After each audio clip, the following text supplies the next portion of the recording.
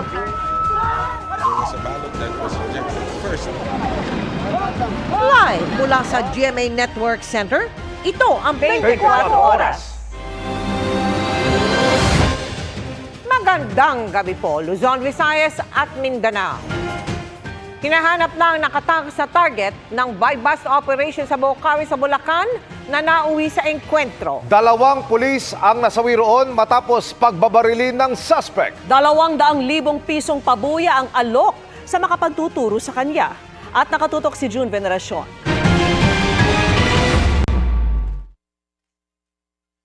Nauwi sa habulan ang buy-bust operation laban sa mga nagbebenta umano ng iligal na baril sa Bocaue, Bulacan.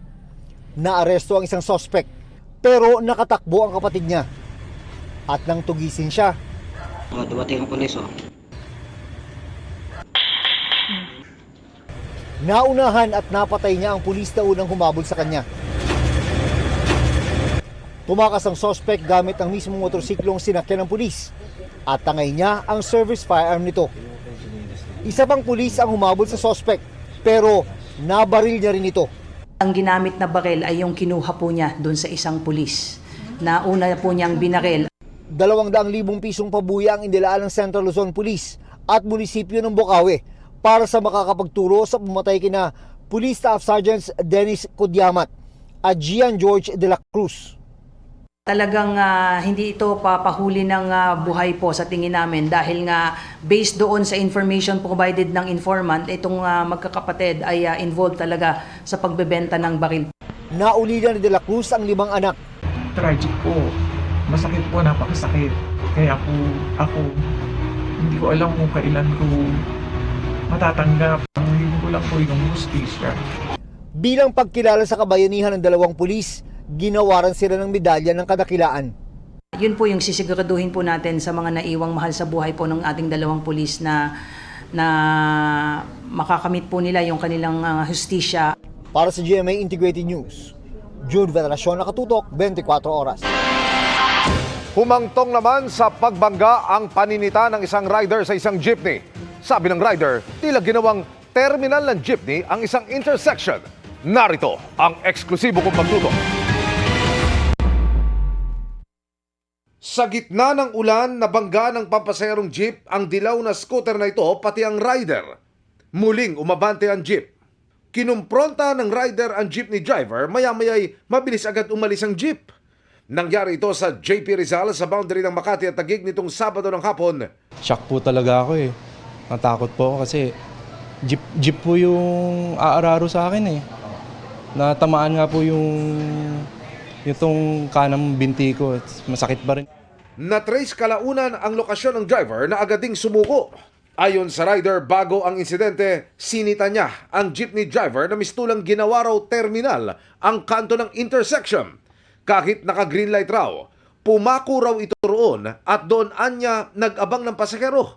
Umimpil para ang jeep sa mismong tawiran ng tao. Doon ko siya sinita sa kanyang pagmamaneho at sinabing, pagka may pedestrian lane, padaanin mo yung mga tao, lalo na't kita mong walang payong at maulan, kailangan unahin mo muna sila. Respeto na lang. Sabi sa akin ng driver, huwag kang mangialam at nagtatrabaho lang ako. Pagkatapos nun, bumaba siya at hinamon niya pa ako na ipagsuntukan.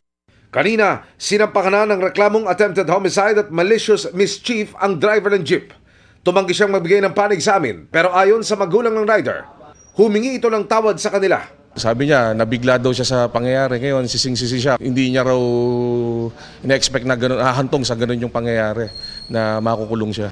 Nanawagan sila sa Taguig LGU na pabantayan ang intersection ng JP Rizal dahil sa illegal terminal. Magpapasalamat ako sa Diyos, ganun lang ang nangyari sa anak ko. Kung meron man lang sanang enforcer na nakatambay doon, siguro doon sa sagutan pa lang nila, may nakapigil na o nakaawat na. Nanawagan ako sana magkaroon tayo 24/7 ng bantay doon. Patuloy namin sinisikap na makuha ang pahayag ng Taguig LGU. Para sa GMA Integrated News, Emil Sumangil, nakatutok, 24 Oras. Inalis muna sa pwesto at inilagay sa floating status ang 3 tauhan ng Office for Transport Security na gustong mag-inspeksyon ng bag sa boarding gate ng NAIA dahil sa nakita umanong bala sa x-ray. Nakatutok si Joseph Moro. Bala? Saan dito bala? Nasa boarding area na ng eroplano noong March 6 ang 69 anyos si Ruth Adel at kanyang pamilya nang bigla siyang puntahan ng mga taga-Office for Transport Security o OTS dahil umano sa balang nakita sa kanyang bag. Ano naman? Rosary. O baka ito. Pang-ano ko po sa ilong. Walang nakitang bala, basyo o anting-anting tulad ng inaakusa sa kanila. Wala ako dun sa nangyari, ma'am. So hindi nga po kami, yan lang po. Yes or no? Empty shell, parang alam ko na, di ba ano naman yan talaga? Ating bahala na naman yan. Kasi anting-anting, yun yung una ninyong sinabi. Sabi niyo pa, basyo. Ngayong chinek, ano na? Ayon kay Adel, nakalampas na sila sa x-ray machine noon at hindi umano sigurado ang mga sumita kung anong bag nila ang may laman umanong bala. Pagdadala, nag-iisa ko, mamaya, doon sa ano, meron silang nakaipit na bala, ilagay nila doon sa bag ko. Binanggit din ni Adel sa post niya tungkol sa insidente na tila nangingiti pa ang mga taga-OTS. Tumatawa pa po siya noon. Akala ko nga po namin talaga nagpa-prank siya kasi hindi po yung the way na dinideliver niya yung yung message, parang hindi, wala pong professionalism, bastos. Gusto pa niya silang dalhin sa opisina ng OTS para iskan ulit ang bag. Nakasakay naman sila sa eroplano pero gusto nilang kasuhan ang 3 sangkot na OTS personnel. Sinibak na sa pwesto at inilagay sa floating status ang 3 habang iniimbestigahan ng DOTR ang insidente. We are sending a message loud and clear to everyone in government and everyone in the DOTR. We will not tolerate this sort of behavior against our citizens. Base sa paunang salaysay ng mga personnel sa OTS, nakitaan nila ng bala ang isang bag pero hindi nila sigurado kung kanino ito. Nagmamadaling kunin ng pasahero yung bagahe nila. Nung tiningnan nila, nakuha na nung pasahero. Aminado ang OTS, mali na pagkalampas na ng x-ray counter, ginawang inireklamong inspeksyon. May pagkukulang rin po talaga ang ating mga tao. Dahil hinabol pa po nila doon sa boarding gate. Once you are screened and cleared by the screener, you're done. Pinaparipaso na ng DOTR ang protocol. May paalaala ang Department of Transportation sa mga empleyado ng gobyerno sa airport, lalo pat nagsisilbi sila sa publiko. Bawal ngumisi. Tatanggalin ko yung smirk o yung ngisi sa mga mukha ng mga unprofessional, abusive at mga aruganteng kawani ng OTS. Hindi po kailangan bastusin o iharas ang ating mga pasahero. Magkaka-hotline din ng airport para maireklamo ang mga irregularidad. Sa OTS na rin ipinauubaya ang investigasyon ayon sa bagong kumpanya nagpapatakbo sa NAIA dahil OTS pa rin ang responsable sa security screening katulad ng X-ray baggage inspection. Nakipag-ugnayan na ito sa OTS at nireview na ang CCTV footage ng insidente. Dati na nagpaalala ang OTS na huwag na magdala sa airport ng bala na ginagawang anting-anting at iba pang bawal na bagay na nakalista sa web address na nasa inyong screen. Para sa GMA Integrated News, Joseph Morong, nakatutok 24 oras. Tumanggi ang prosecutor ng International Criminal Court na magkomento kung may arrest warrant na para kay dating Pangulong Rodrigo Duterte kaugnay ng kanyang drug war. May tiniyak naman ang palasyo at pakiusap sa mga taga-suporta ng dating Pangulo sakaling may ilabas na ngang warrant. Nakatutok si Ivan Mayrina. Sa gitna ng ugong na umano'y paglabas ng International Criminal Court ng warrant of arrest para kay dating Pangulong Rodrigo Duterte, tumanggi magkomento ang Office of the Prosecutor kaugnay nito. Pero kinumpirma ng opisina na gumugulong ang investigasyon nito sa mga krimeng naganap sa Pilipinas mula 2011 hanggang 2019 kaugnay ng War on Drugs campaign. Ayon naman sa Malacanang, walang opisyal na komunikasyon mula sa ICC o sa International Police o Interpol patungkol dito. Pero kung magkaroon, Handa naman po ang law enforcement agencies natin kung kinakailangan po na iserve yung warrant of arrest because of the request of Interpol. handa rin daw ang pamahalaan na pigilan ang anumang kaguluhang maaaring idulot ng pagsisilbi ng warrant of arrest laban sa dating Pangulo. At ngayon pa lang, may pakiusap na ang palasyo sa kanyang mga taga-suporta. Pipigilan po natin magkagulo. Ang gagawin lamang po talaga natin ay kung ano yung naaayon sa batas. Huwag na lang po sanang maging matigas ang ulo ng ibang taong bayan para pigilan to, katulad nung nangyari sa panahon po ng pag-aresto kay Pastor Kibuloy. Wala rin natanggap ang pambansang pulisya mula sa ICC o sa Interpol kaugnay ng pagpapaaresto kay dating Pangulong Duterte. Pero handaan niya sila na tumugon kung maglabas ng red notice ang Interpol. Sakaling may notice ay tatanggapin niya ng National Central Bureau na binubuo ng PNP, Bureau of Immigration at NBI. All these requests, dadaan po kasi talaga yan ng evaluation. No? So we have to see that the Interpol request is a valid request. And that is the only time that it will be given due course, and on that basis, gagalaw na po yung mga ahensya. Sa ngayon ay tiwala ang palasyo sa sinasabi ng kanyang kampo na ang pagtungo ng dating Pangulo sa Hong Kong ay para dumalo lamang sa pagtitipon ng mga OFW roon at hindi para takasan ang napapamalitang warrant. Para sa GMA Integrated News, Ivan Mayrina, nakatutok, 24 oras. Kahit simula na ang pagpapatupad ng maximum suggested retail price sa presyo ng baboy, mas mahal pa rin diyan ang bentahan sa ilang pamilihan. Ang ilang nagtitinda, hihinto na lang umano kung tuluyan. Nakatutok si Maki Pulido. 380 to 390 pesos per kilo ang laman, 420 to 430 naman ang liempo sa San Andres Market sa Manila. Halos ganito rin ang bentahan sa Kamuning Market sa Quezon City. Malayo ang presyo sa itinakdang Maximum Suggested Retail Price o MSRP ng Department of Agriculture na 350 per kilo sa laman at 380 naman sa liempo simula ngayong araw sa Metro Manila. Sabi ng mga market master na aming nakausap, wala pa kasing memo mula sa DA. Hindi natin maipupwersa yung mga tindere. Pinapipirma po sila pag may ganun eh. Katulad sa rice, binibigyan ko sila ng kopya para official.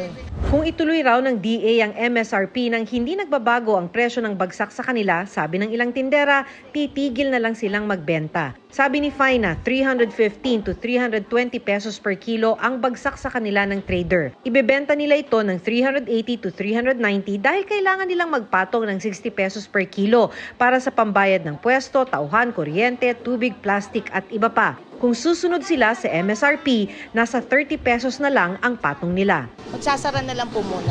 Wala po kami kikitain, wala po kayo pansasahod sa mga tauhan ko. Mapapagod lang kami, ma'am, hindi po kami kikita. Ang kikita lang, pagtatrabaho mo na lang yung upa. Sabi ng mga trader o mga biyahero ng baboy, huwag silang sisihin. 315 per kilo raw ang bagsak nila dahil mahal ang farm gate price o kuha nila sa baboy na nasa 255 per kilo. Ang 60 pesos nilang patong ay para naman sa kanilang operating expenses tulad ng gas at toll. Kami ang pinupwersa ng gobyerno. Bakit hindi yung mga farm ang pwersahin nila? Ano yan? In aid of election? Sa operating cost pa na talagang kahit anong gawin mong pagtitipid, yun ang babagsakan ng presyo mo. Pumayag na raw ang Pork Producers Federation, samahan ng mga magbababoy, sa napagkasundo ang 230 per kilo na farm gate para maabot ang 350 per kilo na MSRP. Pabor nga raw sila sa pagtakda ng MSRP para magkaalaman na kung sino ang nananamantala. Pwede mo ngayong tanungin, magkano ba kuha mo doon sa iyong sabit ulo na biyahero? Magkano ba kuha ng biyahero doon sa farm gate, sa farm? So malalaman. Wala pang bagong pahayag ang DA kaugnay ng pagpapatupad nila ng MSRP sa karning baboy. Para sa GMA Integrated News, Maki Pulido, nakatutok, 24 oras. May big-time rollback uli sa presyo ng langis simula bukas, March 11. Piso at 70 sentimo ang kaltas sa presyo kada litro ng gasolina habang 70 sentimo ang mababawas sa presyo ng diesel. May rollback din sa kerosene na piso at 80 sentimo kada litro. Wala pa pong anunsyo ang ibang kumpanya ng langis. Chika Minute na mga kapuso at ang buena manong makikichika sa atin ngayong Lunes, walang iba kundi si My Ilonggo Girl Star, Ara San Agustin. Ara! Thank you, Miss Vicky, and happy Monday, chikahan mga kapuso! Mapa on-cam or off-cam ay very close na ang cast ng Binibining Marikit ayon kay Herlene Budol. Ngayong nasa Japan na rin ang kanyang character na si Ikit, ano-ano kaya ang dapat nating abangan? Makichika kay Lars Santiago. Bawal yung sabi sa batas. Yun yung napanood ko sa Pangmalakasang friendship. Ganyan na kung ituring ng cast ng Binibining Marikit ang kanilang closeness off-cam. Nawala na nga raw ang ilangan sa pagitan ni Herlin Budol at ng dalawa niyang leading men na sina Kevin Dasom at Tony Labrusca. Kahit wala ng camera, talaga yung bonding namin legit na. Nagkakatulungan. Dalawa silang Inglesero. Feeling ko, tumatalino na rin ho ako sa kanila. Kaka-English ko sa kanila. At sila din naman natututo sa akin kaka-Tagalog. Really happy to be working with such a wonderful group of people. I learned a lot from Herlene. Wonderful, so easy to work with. They're funny. We're on set with Mama Pokwang. Mamang orders food. Like today we had some food as well. Pagka wala akong dalang food, mo-order kami dyan dito sa location mismo. O kaya nagpapabili ako sa labas, ganun. Mga comfort food namin. Talaga, ako pa yung madamay. Lalo pang kapanapanabik ang kwento ng Binibining Marikit, lalo't ngayon napapanood na ang mga eksenang kinuna nila sa Japan. Sa istorya, nagpunta sa Japan ang karakter ni Herlene na si Ikit sa paniniwala niyang magkikita sila ng boyfriend niyang foreigner. Pero may mangyayari. Away, sampalan, duruan, iyakan. Kasi magnanakaw, scammer, nabudol si Budol. There's gonna be a lot of tension between Matthew and Ikit. Sa Japan din magkikita si Marikit at ang karakter ni Pokwang na si Mayumi. Magkikita na kami ng aking mamang Pokwang sa Japan na si Miss Mayumi na ang aking ina. Hindi ko alam kung magkakaalaman na ba. Ano kayang mangyayari sa pagtatagpo namin sa Japan? Lars Santiago, updated sa showbiz happening.